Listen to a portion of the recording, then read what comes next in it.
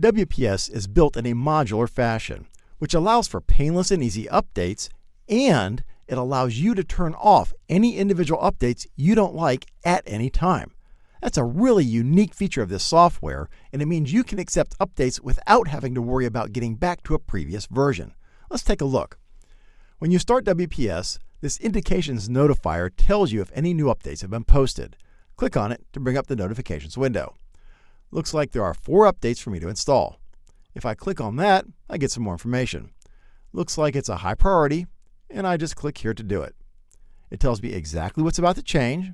Looks good, so I hit next, and it downloads the new modules. Another reminder that we're about to install 4 plugins. And it reminds me to restart WPS. I'll do that, and we now see there are no more updates. Perfect. I love how easy that is. But the best part is you can undo any of those at any time.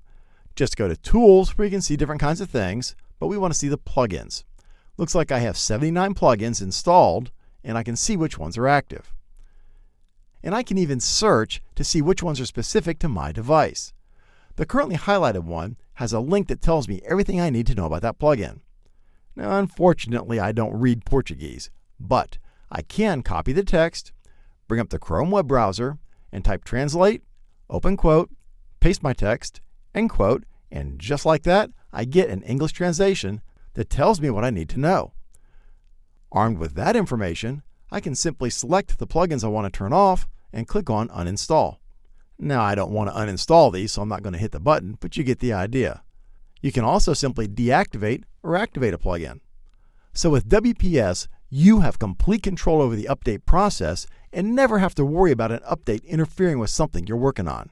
Very cool. Here's a little trick to make the translation process even easier. Go to Tools, Options, and make Chrome your default browser. Now when you select Plugin, Installed, highlight one, and click on the description, it comes up in Chrome. Chrome will usually ask you if you want the whole page translated, and just like that, it's all done for you. If it doesn't come up automatically, just click on the Translate button. That's a whole lot easier than that cut and paste stuff we did earlier. Click here to learn more about the CFW 300 family of drives.